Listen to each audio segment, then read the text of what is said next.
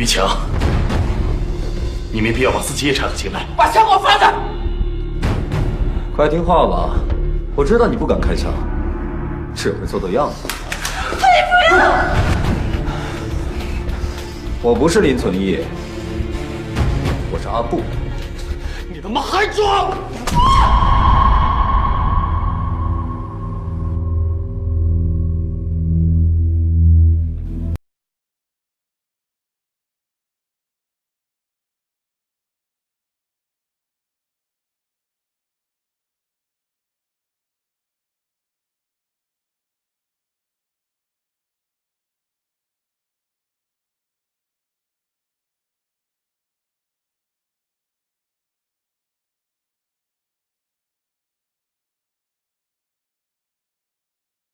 你就只能被人玩。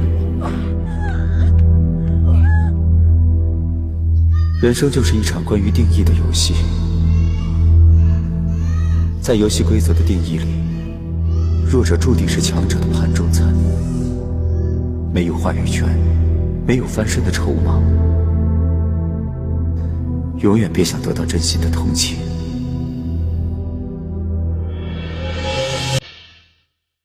很不幸，从一出生我就被定义为弱者，被迫玩着一个又一个由别人设计的烂游戏。这样的人生很可悲吗？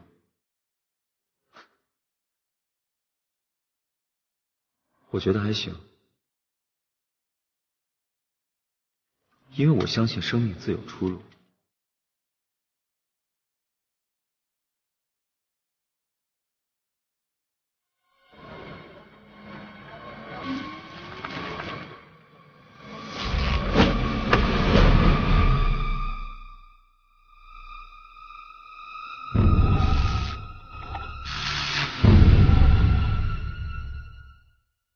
只要打破游戏规则，这个世界没有人是永远的弱者。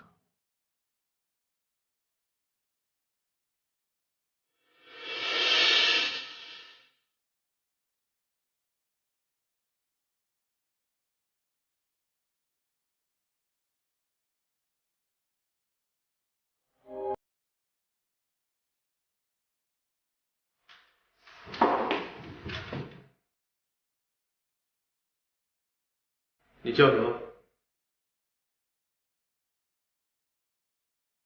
我说了，我叫林存义。说了我就不能再问了是吧？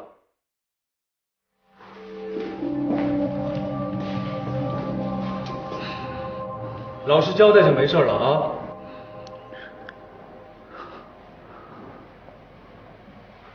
我不知道要交代什么。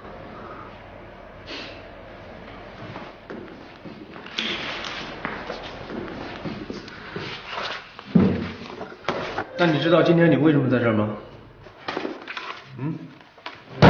刚发生的事情就忘了？当时你手里为什么拽着电线？啊？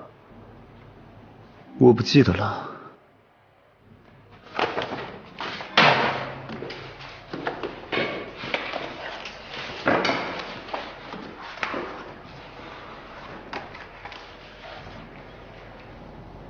那你觉得赵大庆这个人怎么样？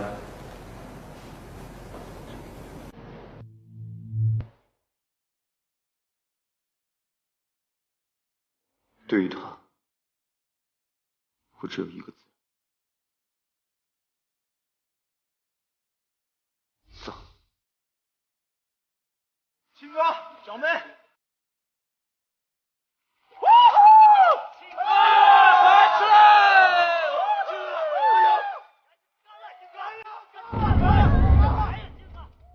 他就是一个公子哥，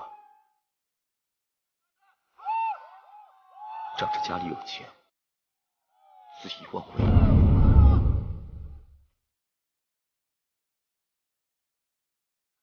在他的观念里，有钱就是老大。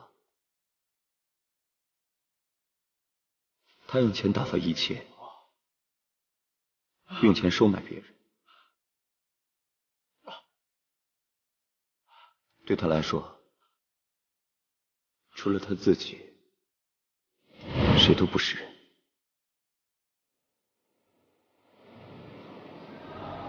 哦，所以你就杀了他？我没有杀人，人不是我杀的，根本就不是我杀的。那你说说当时你在那儿干嘛？我就是站在那儿，我什么都没干。是吗？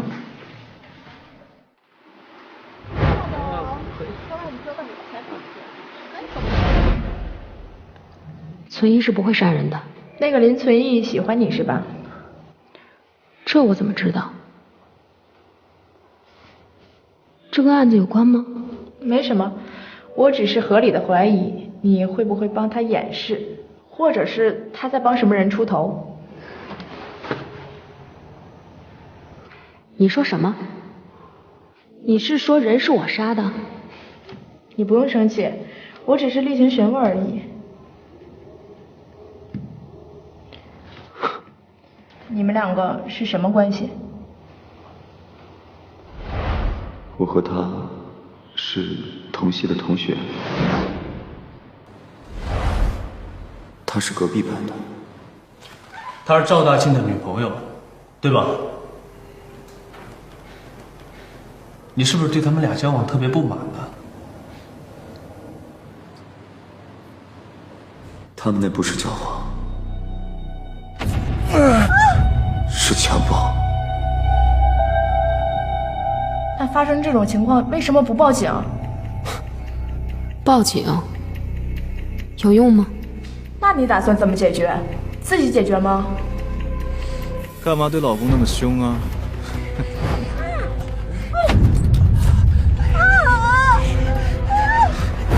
别忘了，我们有合照呢。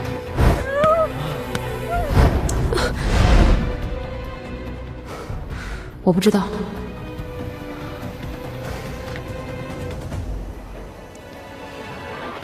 你当时到底打算做什么？我不记得了。当时事情发生的很突然。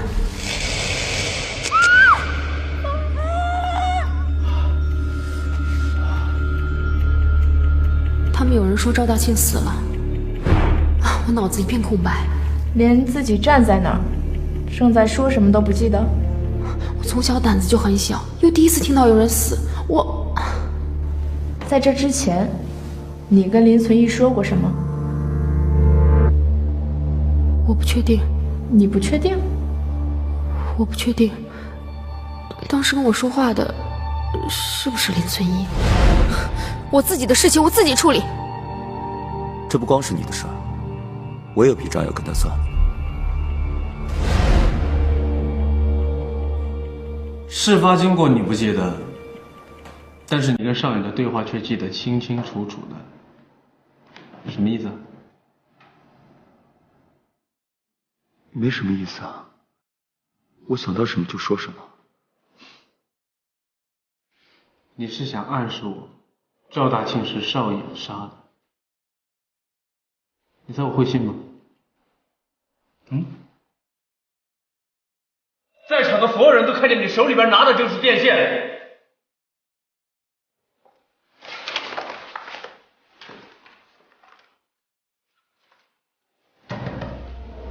陈涛、吴丽，还有林建业，个个都是死于意外，太巧了吧？天下有那么巧的事儿？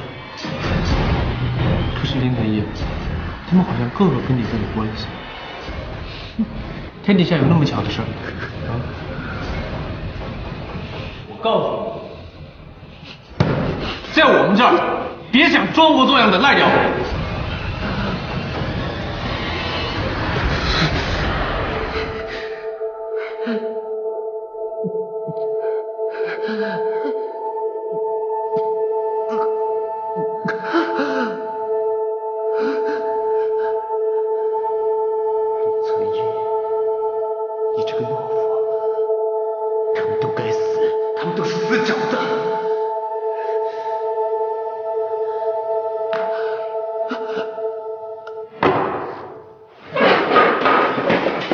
不是。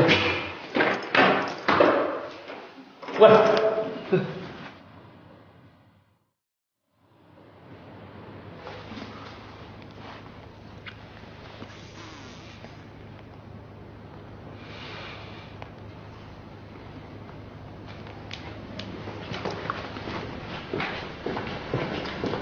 于队，您找我？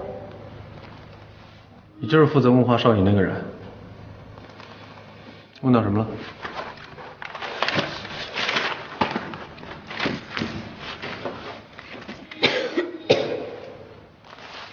你自己来看。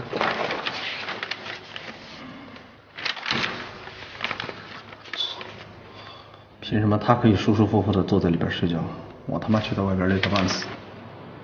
因为你是伟大的人民警察呀。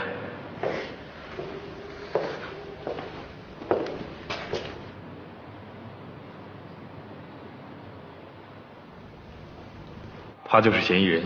你来干嘛？这派出所你不知道吗？谁让你进来的？我看这里有事儿，就过来看看。您是律师？这儿不准闲杂人等进来，请你出去。这里好像也不准吸烟吧？于队，邱队长请你立刻去办公室找他。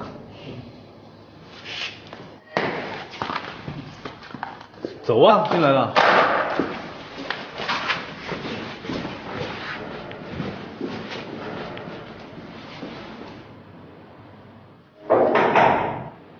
进来。你找我，邱队长。哦，来坐坐。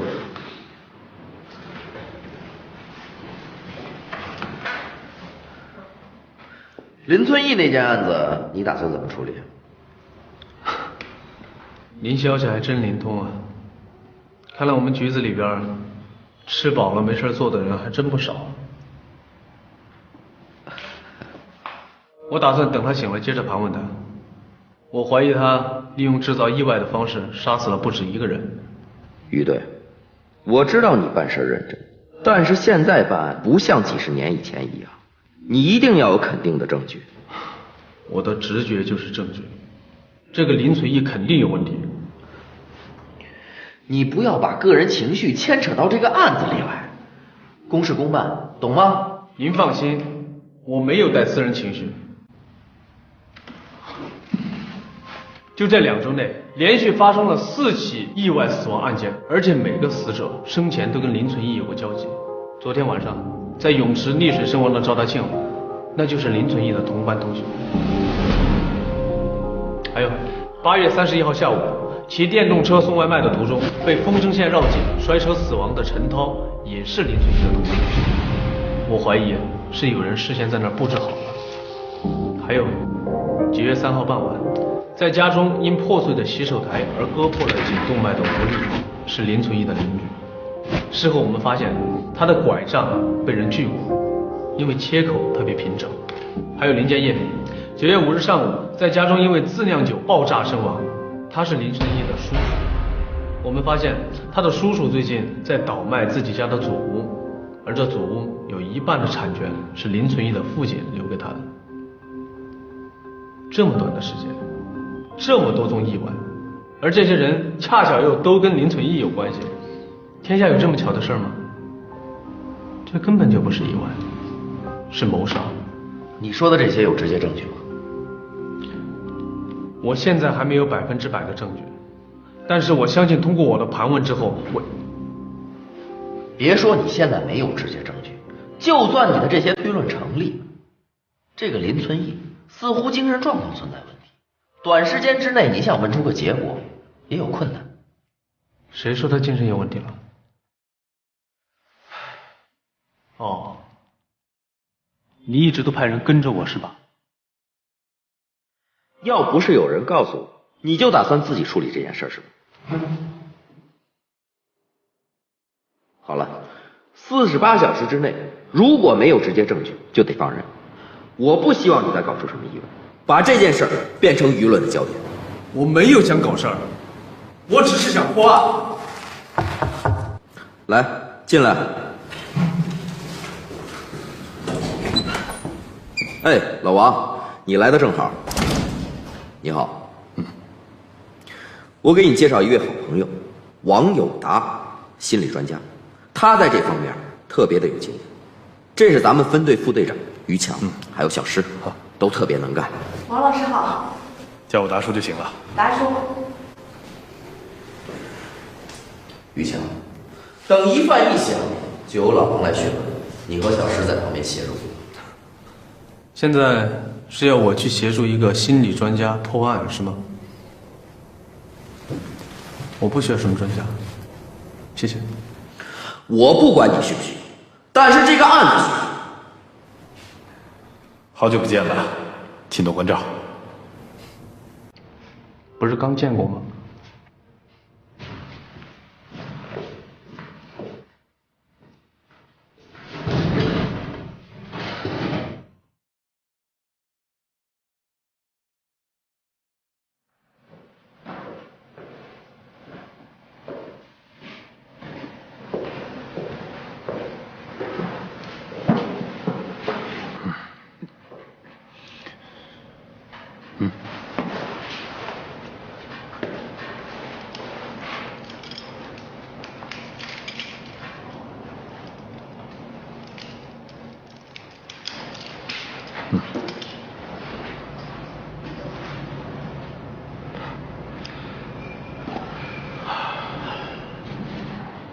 没事的，我是来跟你聊聊天的。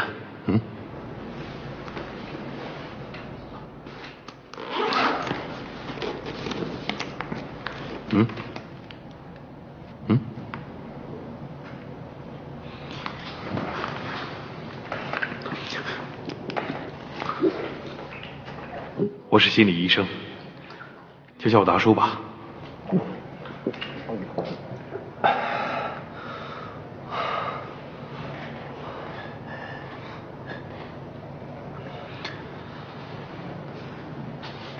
大叔，我没有杀人，我真的没有杀人。我是无辜的。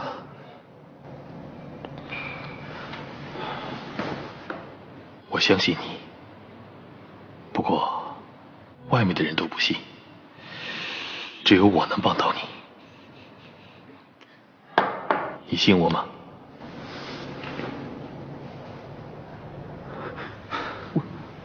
我信。你要相信我。装模作样。我真的没有杀人。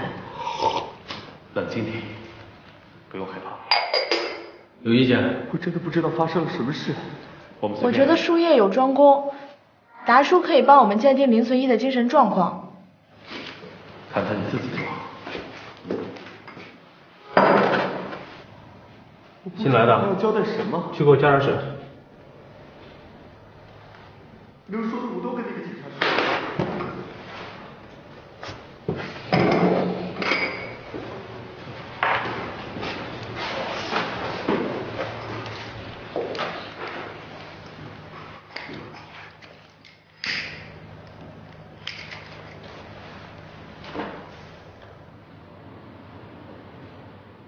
还在上大学吗？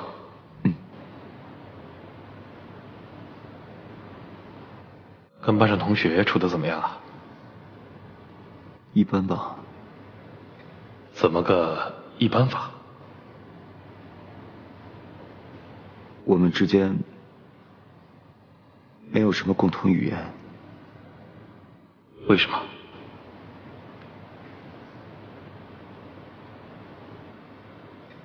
大部分的人明明知道有些人很坏，却还是会去巴结他们。我做不到。哎，杨林，号令记得开会啊！身前后进来开会，记得。杨鹏，后阵你也来开会啊？你也来啊？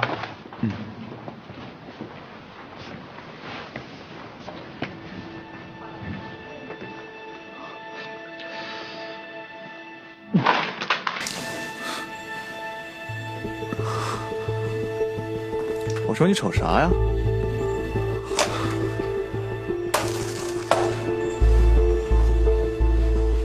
哎，孙英，怎么这么不小心啊？啊，有充电器吗？有。哎，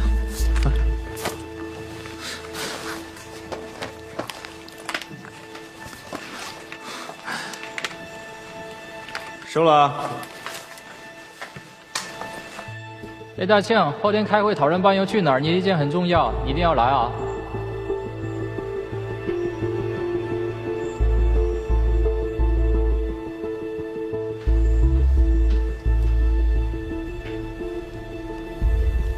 可能人都欺弱怕强吧。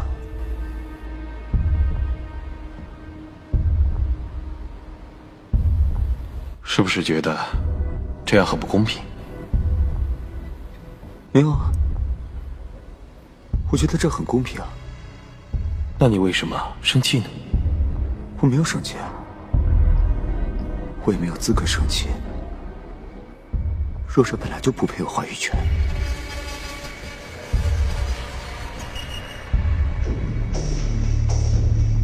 没有资格生气是什么意思？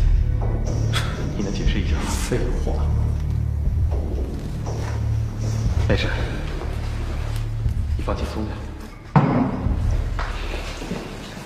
我没有什么好抱怨，偶尔抱怨一下也不是什么坏事。你为什么烫死我？放放就凉了。这一切不是你什么态度？是我失恋。于顿，你刚才听见林存义说了什么吗？他说了“失恋”2个字。你看他左眼，总是在特别厉害的抖动，你不觉得他很奇怪吗？有什么奇怪的？我想起之前少颖跟我说过一句话，他说他不确定林存义到底是不是林存义。什么意思？你认为凶手不是林存义？我觉得不排除这种可能。我们办案不能靠“我觉得”这3个字。这个世界上没有那么多精神病。我很肯定，凶手就是林存义。以后跟这个案子无关的分析，就不要在我面前提了。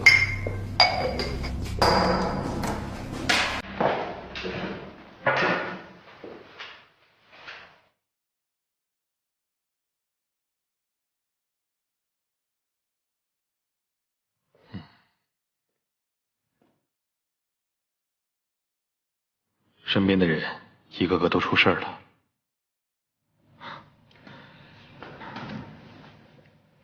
你最近应该不好过吧？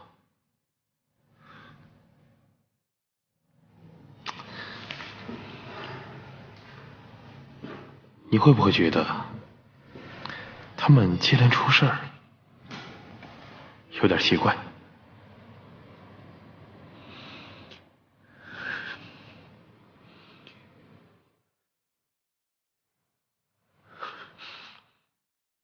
你们是不是都觉得是我干的？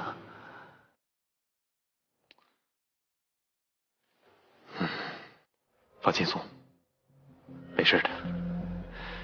想不起来没关系，我陪你一块儿想。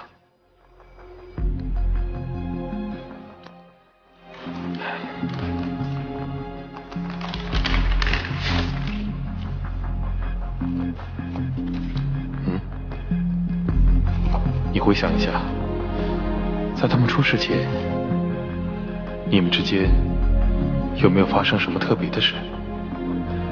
我们先聊聊赵大庆。你们放开我！我什么都没做。你们放开我！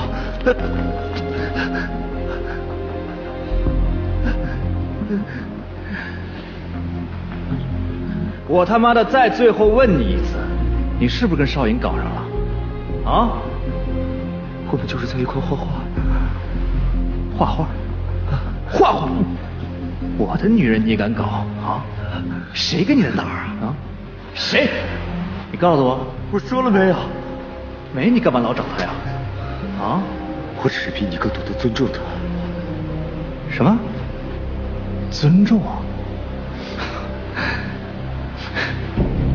你也配跟我讲尊重？跟我谈尊重？来，我让你知道什么是尊重。来，看看什么叫尊重。对不起，我什么都没做，把你给我弄过来，什么都没做。弄死他！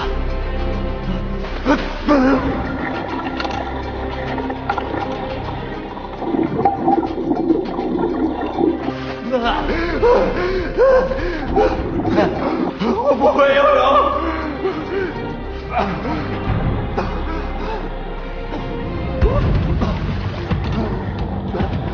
救命啊！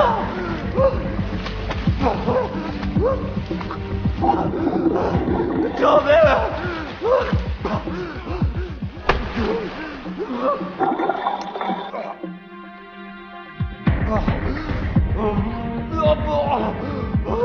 救我！别怕，这一切只是试炼的开始。失恋，他又说了失恋，这背后一定有文章。新人就是新人，装神弄鬼的伎俩也就他妈能骗过你们。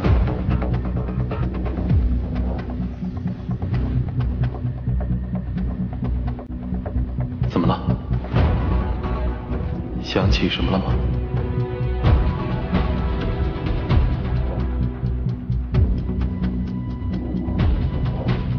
那么，你刚才喊的阿布是谁？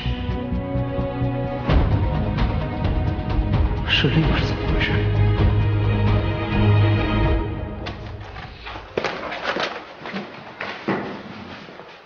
喂，去哪儿啊？我要立刻报告陈队长。谁让你去的？回来坐下。回来！你父亲在世的时候，是不是对你很敏感？从小，我爸告诉我，一个人会招人欺负，一定是他自己有毛病。他说，我就是个有毛病的人。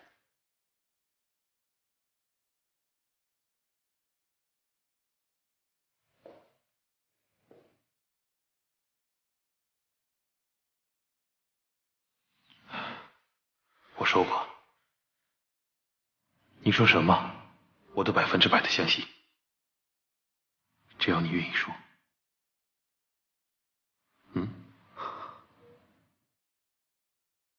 你好好想想，为什么人家总是欺负你，不欺负别人？这是我小时候被人欺负，我爸常跟我说的一句话。现在想起来，还挺有道理的。那阿布怎么说呀？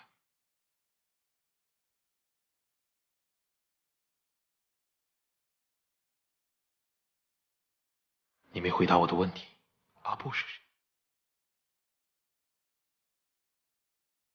阿布，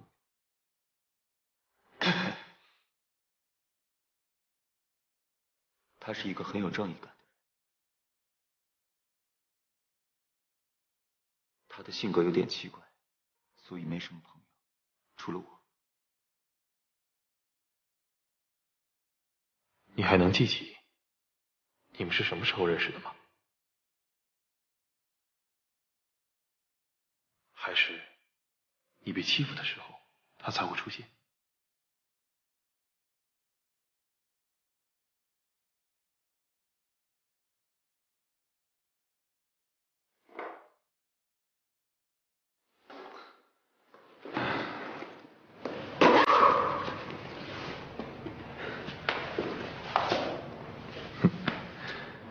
先好好休息，一会儿我们接着聊。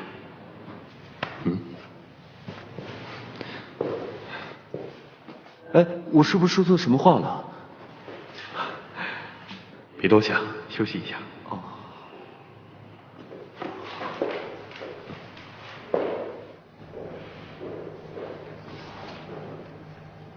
他干嘛呢？你看我这儿，我出去看看。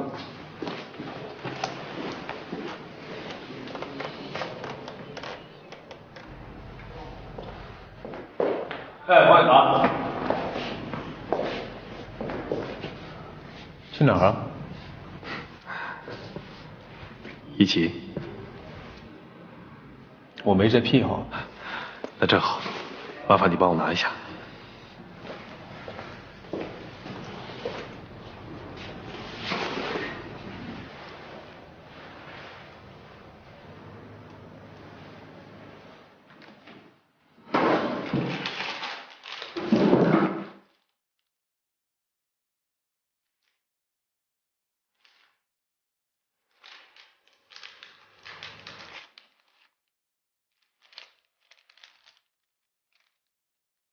你这个人怎么搞的？我不是跟你说过了吗？不要跟别人提起我。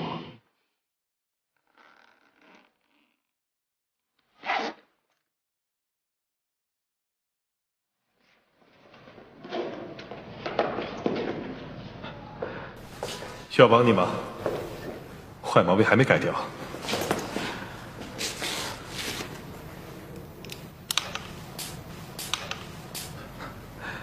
要不要来点儿？这样头脑更清醒。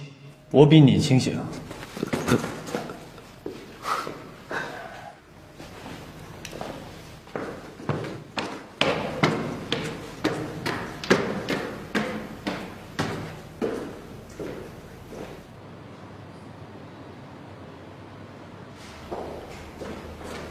看不见的第三者，这样精神分裂的可能性非常高。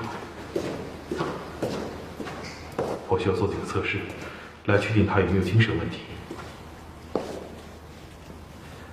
如果这样的话，需要找一个能让林存一放松的地方。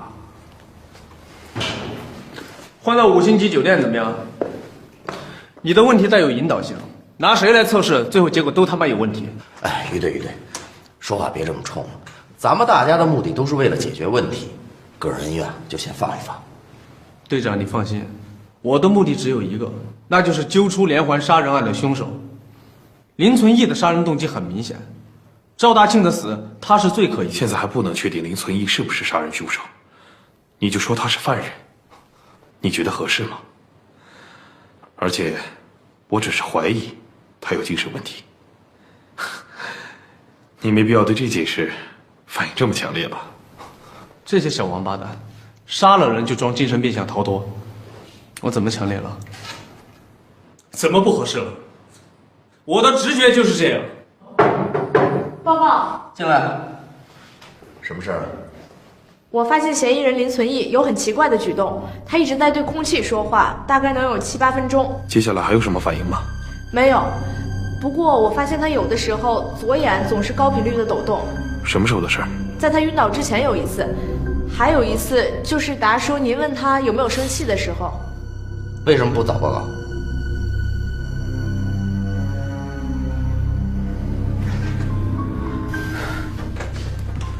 现在是凌晨3点半，再过3个多小时，天就要亮了。从现在开始，我会亲自监督，一定要小心谨慎的求证。还有，于队，以大局为重，如果真有必要，你就配合老王替犯罪嫌疑人做测试。好，那就这样。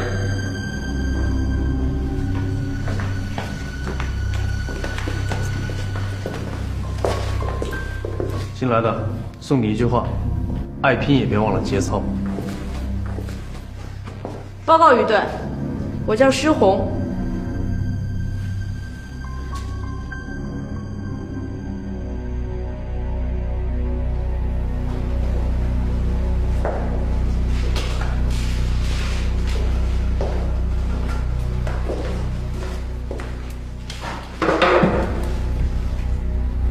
没事，放松点。他是犯人，放什么松啊？他是嫌疑人。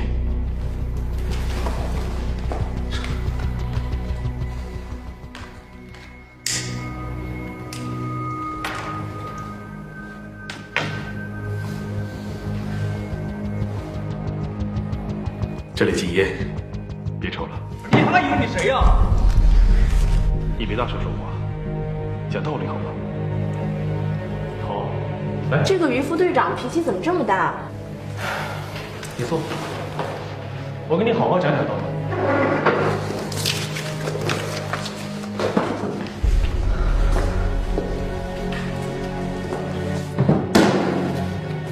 陈涛，认识吧？你们俩关系怎么样？还行吧。那你说说，你们是怎么个还心法？陈涛花钱很厉害，所以他打了好几份工。他逃课的时候，总让我帮他点名。有时候他忙不过来，还会找我替他顶班。他总说我是他的好兄弟，我不帮他，谁帮他？您好，您的外卖一共38元。怎么是你？我指定让陈涛来的，他人呢？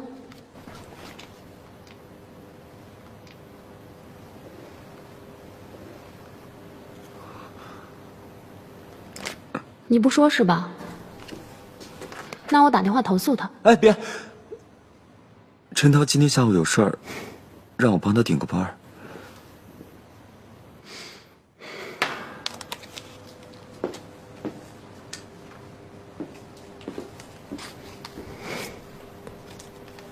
回去帮我告诉他，今天晚上一定要来哦。哦。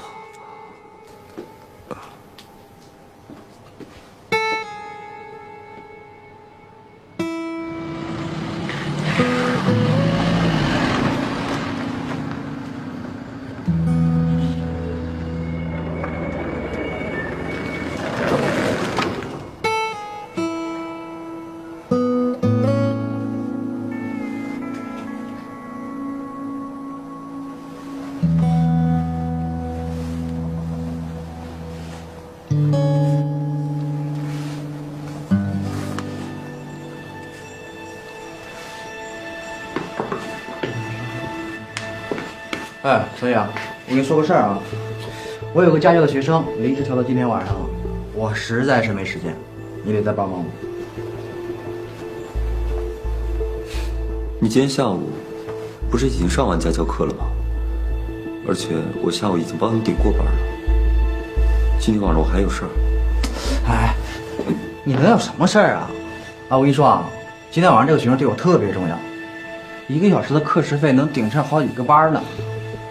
你又不是不知道，我一个人在北京半工半读有多辛苦，你把你的事儿给推掉嘛。可是我约了小米。哎呀，我还以为你跟谁约呢。兄弟，隔壁班的少爷你知道吗？身材那个，今天晚上我答应去帮他画人体素描，我让你替我去，怎么样？够意思不？他的身材超正的。哎，帮我一次，就一次。别人想去，我还不让他们去呢。看这小脸蛋红的。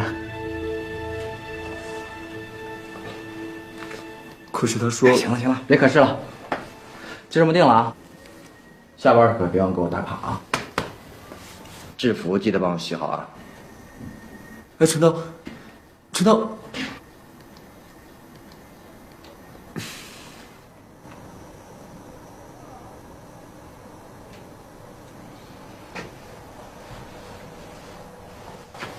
你这样一再被他占便宜，肯定很希望他消失了。我希望他消失。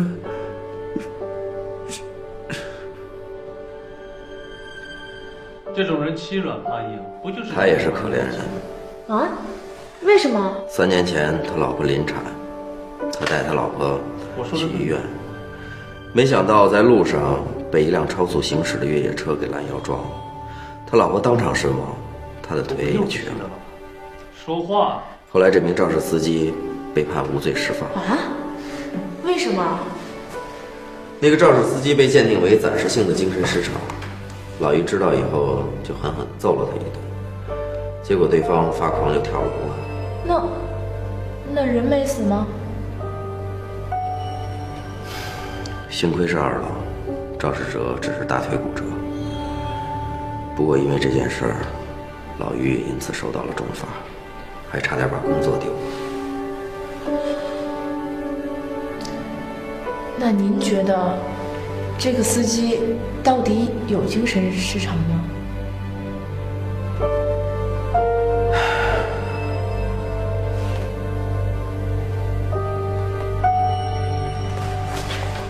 好，就算你不记得，也会有人替你记得。我帮你好好回忆一下你当天的细节，看看，这就是邵颖的笔录。那晚陈涛搞出的事儿，你就这么容易忘记了？什么笔录？小石，你看过吗？没有，在之前的档案里没有提到过。这个老于又来劲儿了。小石啊，你之前询问邵颖的时候，他有提过这件事吗？没有。那还不赶紧去问？是。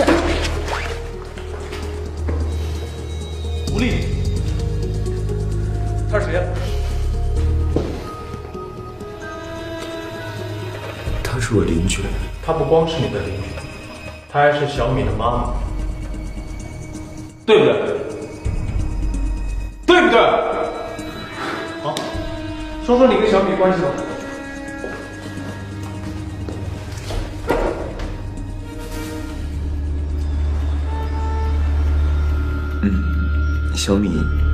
小米他是个特别懂事的孩子。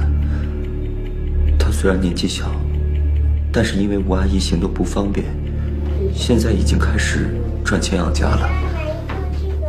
怎么又是你？不能不让你在这儿卖东西吗？你怎么又来了？有时候他会遇到一些麻烦，所以对不起，我没事就会去帮帮他。实在是对不起。不是跟你说了吗？以后不要跑到这儿来买东西。赶紧走啊，下次别让我再看到你。哎，好了，对不起啊。然后就认识了吴阿姨。不过在那天之前，我没有见过吴阿姨，只知道小米非常害怕她。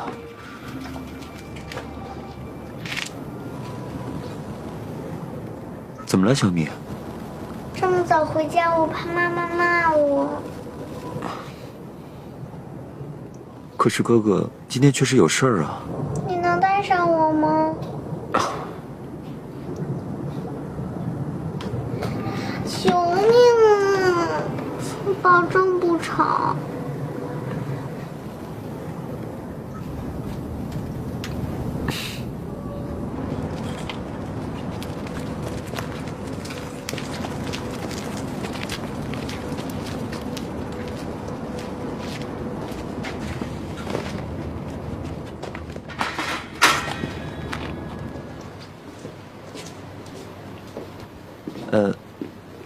怎么又是你啊？他又让你过来啊？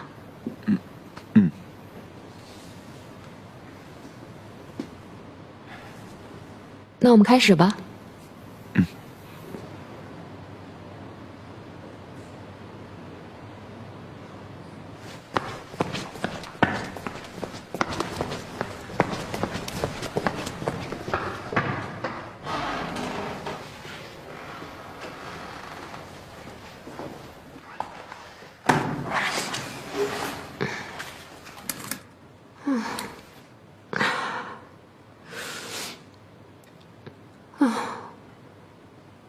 我什么时候能走啊？该说的我都说了。熬夜很累吧？想早点回家吗？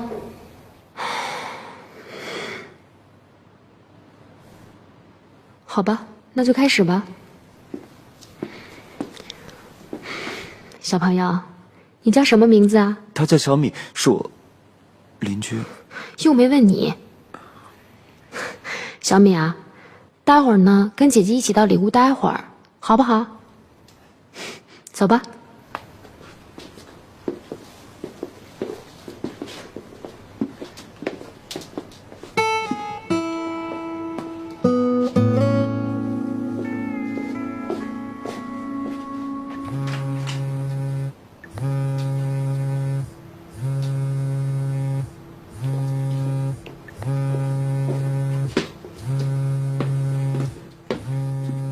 好了，我们开始吧。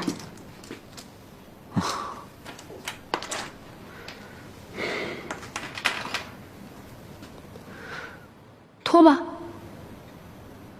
啊？我脱？对啊。他收了我的钱，要给我当人体模特，你不是替代他的吗？可陈涛他跟我说的是，快点儿。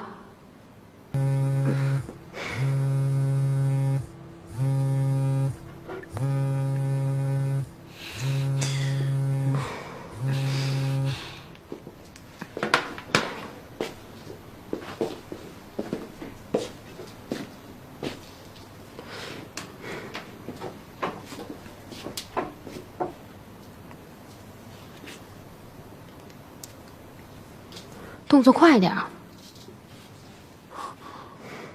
有什么好害羞的？专业点儿。还有裤子。啊？啊什么？一件不剩。哦。这个也脱了。啊？快点。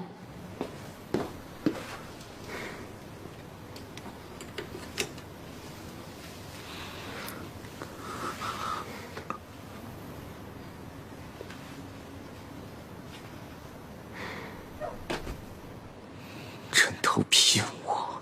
你说什么？哦，没事。好好站着，摆好姿势，别动。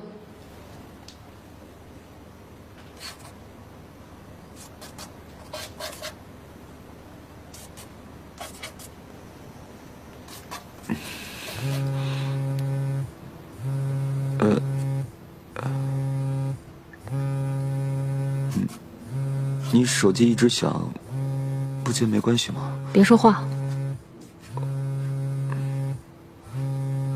别动。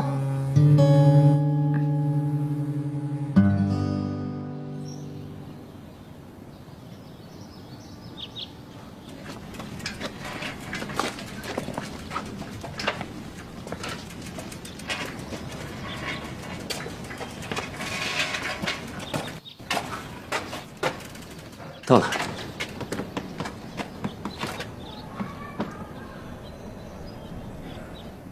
怎么了，小米？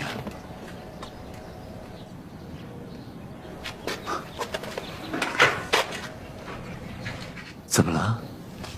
回自己家有什么好怕的呀？走，我送你回家。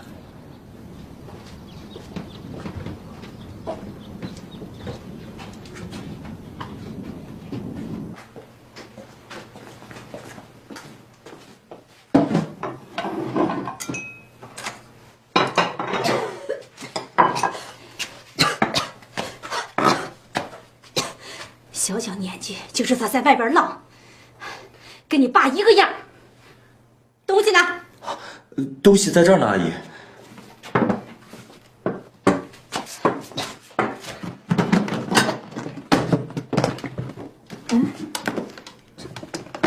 这就是你卖了一晚上的结果？你怎么还有脸回来呀？啊！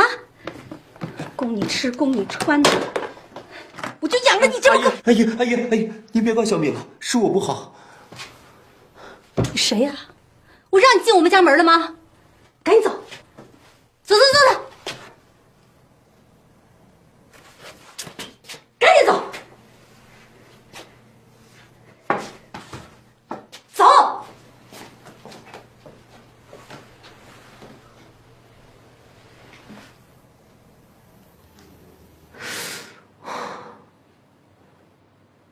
这些问题跟我有什么关系啊？小米是存异的朋友，你们怎么不去问他呀？你们到底想知道些什么呀？那你就好好解释解释，否则现在的情况对你更加不利。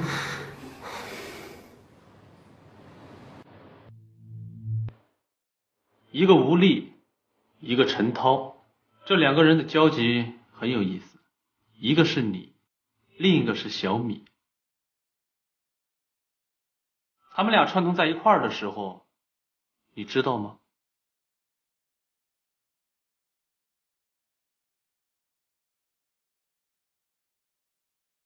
我只知道，当时小米失踪了。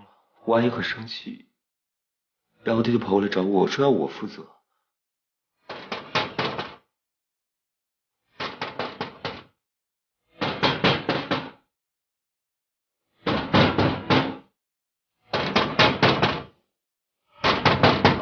谁呀？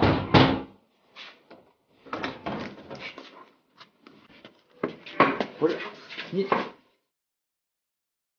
发生这么大的事儿，你应该提前报警，说不定人很快就能找回来。哟，看来是我自作多情了。本来想着大家都是要面子的人，这自己能调解的事儿就不麻烦警察了。你们家存义今年也20出头了吧？这留下前科事儿小，绑架那可是要蹲10年大牢的重罪。你说什么？绑架？没那么严重吧？是啊，我阿姨，您是不是搞错了？搞错了？我女儿小米都失踪3天了。你带着小米到处乱跑的时候，我说什么来着？我就知道会有这么一天。要不这样，明个一早，我带存义亲自陪你去趟派出所。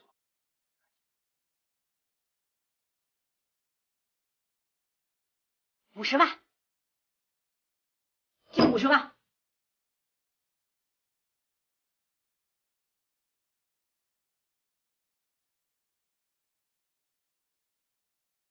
人是无力绑的，这问题非常复杂，1、2句话解释不清楚。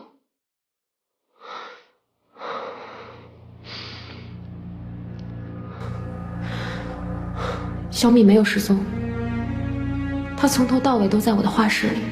你也参与绑架了？啊，不是绑架。那小米怎么会在你那儿？是小米来画室找我的。这事儿存义也是知道的，不过后来知道的人就越来越多了。你指的是谁？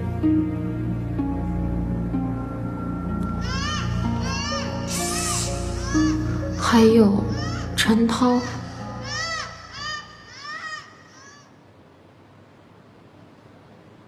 其实也不算绑架了，他们只是恶作剧。恶作剧？对谁恶作剧？我也不知道。一开始，陈涛来我的画室，看到了小米，他说小米太调皮了，存义老是护着他，所以要好好教训一下小米。那吴丽呢？他是怎么搅和进来的？后来陈涛说要带走小米，我当然不同意了。虽然我跟小米没有什么关系，可是他人在我这儿，我就要对他负责。结果陈涛说吴丽是知道的，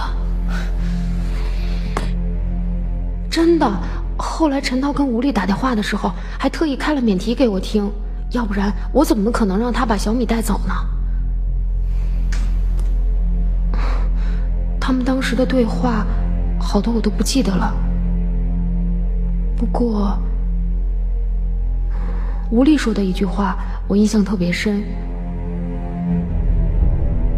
她说就该好好教训一下存义和小米，养女儿这么久了，总算派上用场了。什么意思？这个我也没听懂。说话就不能走走脑子吗？哪有一个妈妈这样讲话的呀？她这么说，你不觉得很奇怪吗？一开始你说小米在你画室，林存义知道，后来你又说陈涛和吴丽联合起来恶作剧，把小米带走了。那这件事林存义知道吗？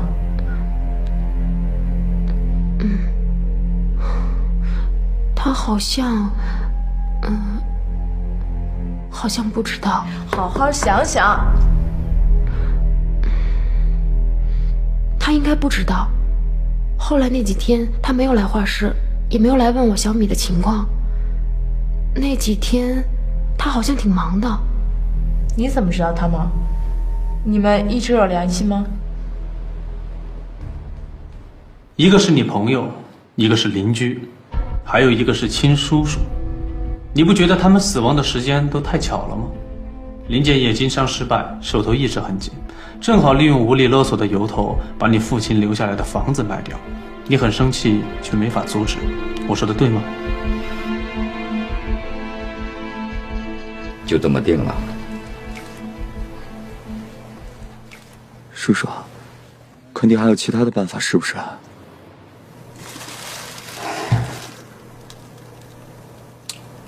春义啊，叔叔要是有其他办法，也不至于把这房子卖掉。我知道这个房子里有你很多童年的回忆。其实，叔叔始终把你的前途放在第一位。你说我这样做，我怎么可能害你啊？记得当初收养你的时候，不知有多少人反对，我都听不进去。为什么？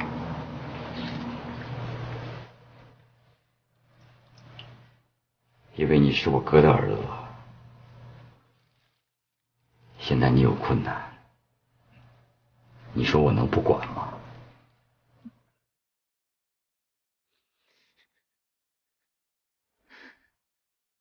可不可以不要卖我爸的房子？其他什么都行，就是不要卖我爸的房子。什么？你有其他的办法？什么办法？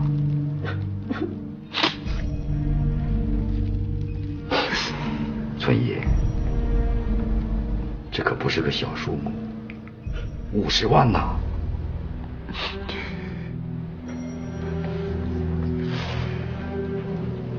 发生这么大的事儿，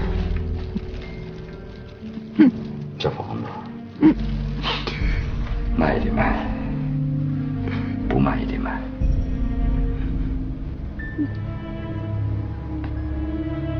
就这么定了。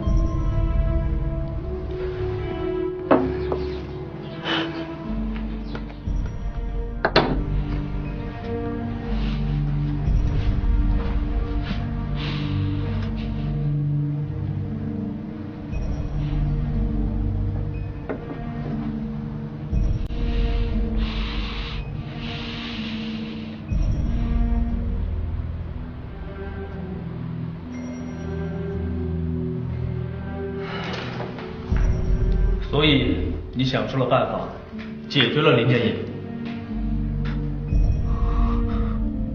我没有杀人，杀了他，房子就留下来了，不是吗？我没有杀人。林纯义，你亲叔叔要卖你的祖屋，所以你恨他；无理勒索你，你恨他；陈涛一再的占你便宜，还跟吴丽一块勒索你，你更恨他。赵大庆欺负你，还欺负你喜欢的人，所以你一定会置他于死地。我说的对吗？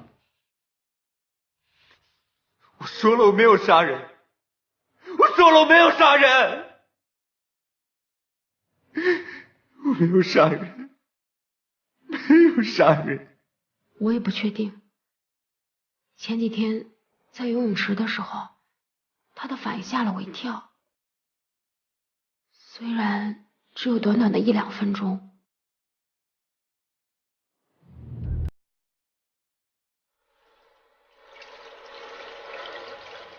那天我心情很差，因为赵大庆不止把强暴我的事到处炫耀，还偷拍了照片。做坏事的人是他，但是被指责的人竟然是我。我当时越想越气，于是决定自己找他讨回公道。存义却突然出现了，我自己的事情我自己处理。这不光是你的事儿，我也有笔账要跟他算。啊，还有，杀人不用这个，用这儿。后来我在学校的时候碰到他，他说挺奇怪的。说清楚点。哦，对了，他当时说他在做什么试炼。其实我一直怀疑，存义好像有2个灵魂。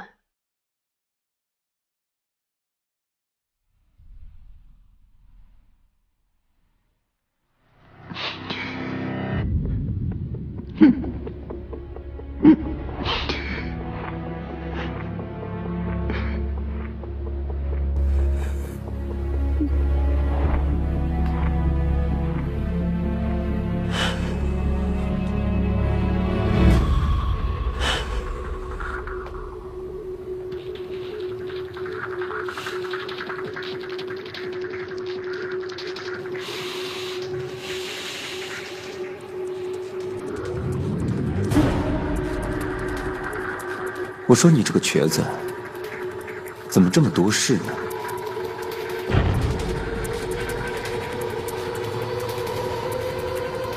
是吗？我多事儿啊。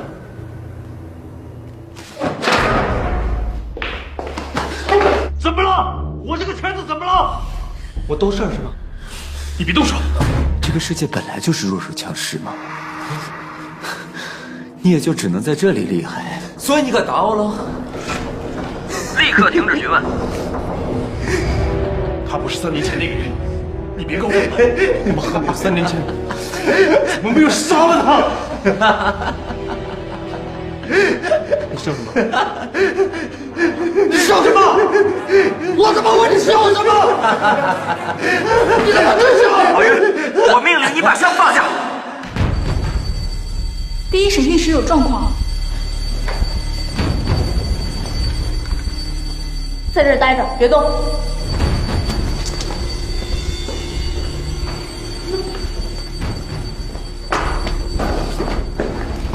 别过来！于强，你没必要把自己也掺和进来。你忘了3年前我跟你说了什么吗？你听到我说的话了吗？放下枪！于强，我再跟你说一遍，把枪给我放下！快听话，你不敢开枪的。我他妈打死你！于强，控制好你自己的情绪，不要再犯3年前的错了。你忘了当时你差点打死那个司机，想想后果，知道吗？听到我跟你说的话了吗？放下枪，现在回头还来得及。你要开枪就开枪，你怕什么呀？不要！我不是林存义，我是阿布。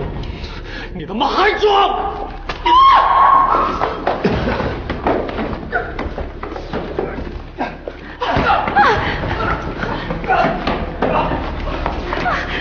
存义，存义，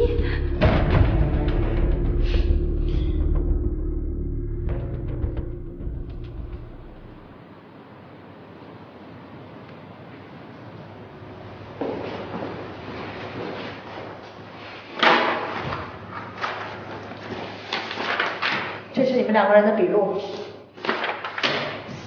好好看看，没什么问题就签字吧。我们真的可以离开了吗？接下来半年手机保持通畅，随时配合我们调查。刚才那个受伤的人，他没事吧？赶快签字走人，别在这儿浪费时间。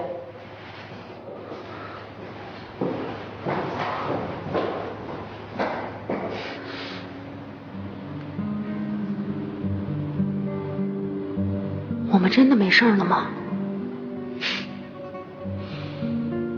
来之前就跟你说过，没事的。就凭他们。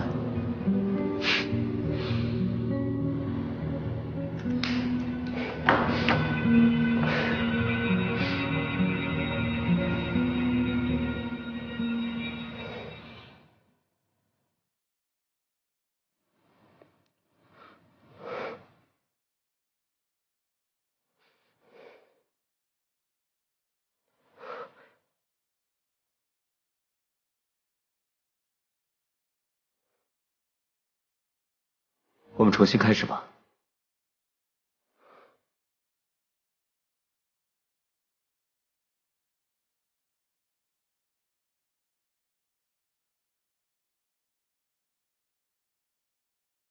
你真的没杀过人吗？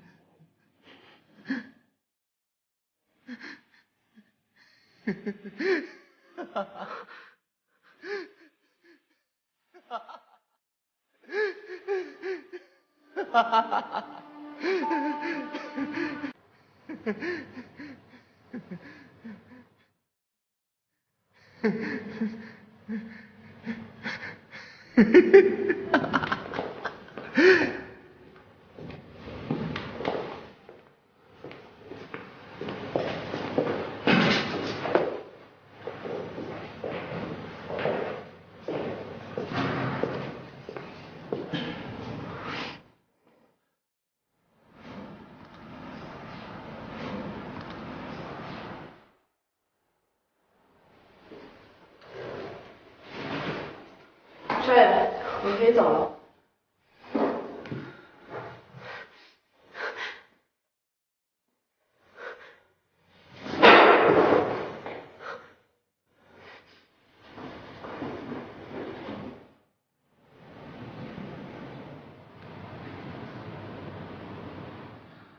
我不管你是阿布还是林存义，你都无法面对自己。杀人解决不了问题，你知道吗？我告诉你，即便把你送进精神病院，也会关你一辈子。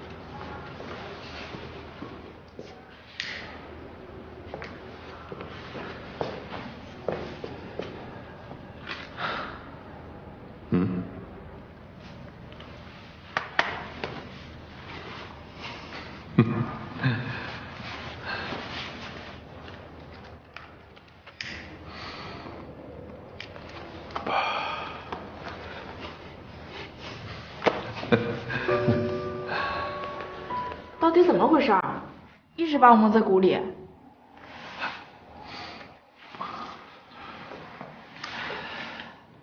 我只是想证明给他看，林存义真的有精神病。我跟你达叔沟通的方式，慢慢你就习惯了。啊？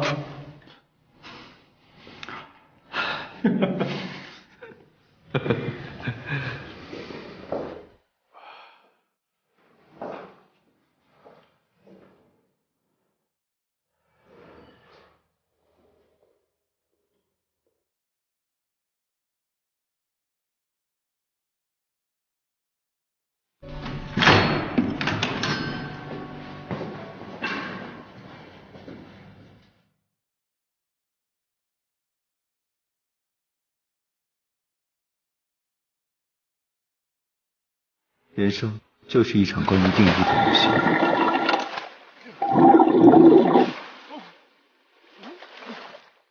你弱，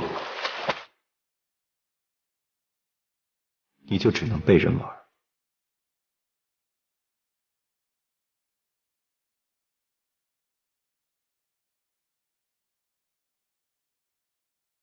这样的人生很可悲吗？哼。我说过了，生命自有出路。只要你能跟我一样，改变这个游戏规则。